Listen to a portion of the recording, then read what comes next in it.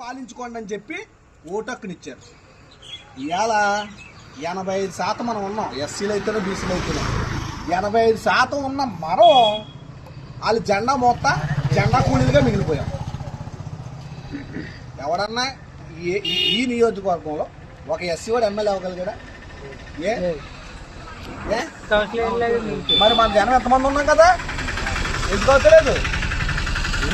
అంటే మన ఓటు మనం వేసుకోవట్లేదు కాబట్టి, మన ఓటు డబ్బులు కమ్మేసుకుంటున్నాం కాబట్టి. ఎలక్షన్ వచ్చినప్పుడు డబ్బు పట్టుకుని మన పేదల చుట్టూ ఎందుకు తిరుగుతారు? మనం అమ్ముడు పోతామని వాళ్ళు డిసైడ్ చేస్తారు. మీకు అర్థమవుతుందా?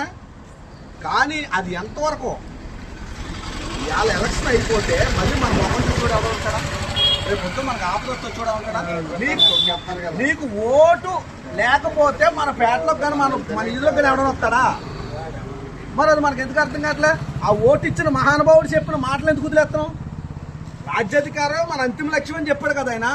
ఆ రాజ్యాధికారం సాధించడానికి మనకు ఉన్న మార్గం ఏంటి? ఓటు. ఆ ఓటు మన ఓటు మనం వేసుకుని మనం రాజ్యాధికారం వైపుకి వెళ్తామని చెప్పి ఆనాడు మనకు ఓటు ఇప్పిస్తే ఆయన ఇచ్చిన ఓటుని మనం 2000కి అమ్మేసుకుని మనం వాళ్ళ జెండాలు మోస్తూ బానిసలుగా మారిపోతా ఉన్నాం. ఆయనేమో ఒరే బాబు మీరు ఓటు మీరు వేసుకోండి, మీరు రాజులుగా మారి రాజ్యాధికారానికి వెళ్ళి ఈ రాజ్యాన్ని మీరు పాలించుకోండి అని ఆయన చెప్పాడు. మనం ఏం చేస్తున్నాం? మన ఓటు మనం అమ్మేసుకుంటున్నాం. దయచేసి భుజాలు అరిగిపోయేదాకా జెండాలు పోయటం మానేయండి. రకరకాల జెండాలు, ఆ జెండా పోతే ఈ జెండా, ఈ జెండా పోతే ఆ జెండా, ఇదే పరిస్థితి. వైసీపీ అయినా టీడీపీ అయినా జనసేన ఏ పార్టీ అయినా అది మనల్ని వాడుకుంటారు. వాళ్ళు ఓట్లేసే యంత్రాలుగా మాత్రమే చూస్తారు. దయచేసి మనకంటూ ఒక నీలి జెండా ఉంది, మనకంటూ ఒక ఏనుగు గుర్తు ఉంది, మనకంటూ అంబేద్కర్ చూపించిన మార్గం ఉంది. మన సిద్ధాంతాన్ని మనం తెలుసుకుందాం, మన జెండా మనం ఎత్తుకుందాం, మన అధికారాన్ని మనం సాధించుకుందాం. ఇవాళ మనం ఎమ్మెల్యేలుగా రాత్రిగా అయిపోలేకపోవచ్చు, ఎంపీలుగానో ఎమ్మెల్యేలుగానో లేకపోతే ఇక్కడ మనం నగ్గేలేకపోవచ్చు. కానీ మనందరం కలిసి మన ఓటు మన ఏరికి కేసుకుంటున్నామని తెలిసిన రోజు ఆటోమేటిక్గా అందరు గుండెల్లోని భయం పుడుతుంది.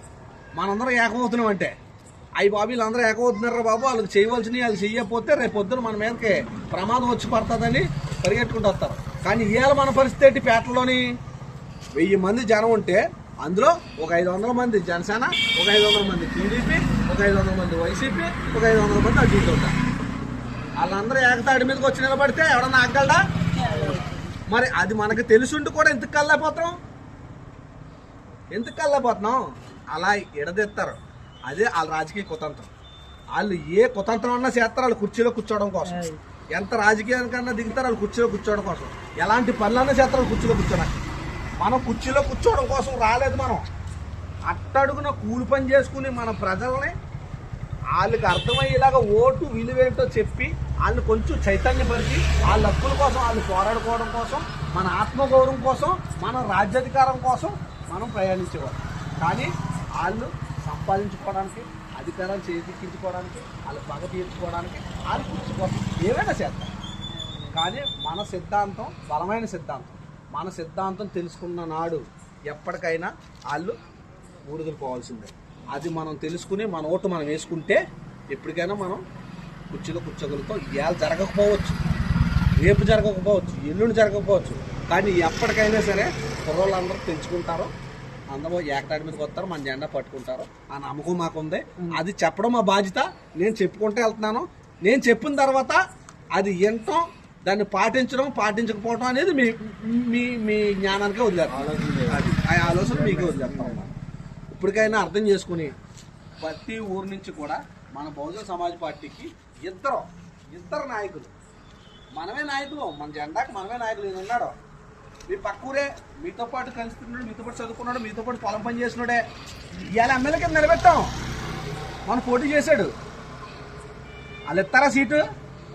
వైసీపీ టీడీపీ కానీ ఇస్తాడు మనోడికి ఎవరికన్నానే? కనీసం ఎంపీటీసీ, ఎంపీపీ, జడ్పీటీసీ అని ఇస్తారా? రిజర్వ్డ్ కాన్స్టిట్యున్సీ కాకపోతే ఎక్కడైనా సీట్ ఇస్తారా మనకే?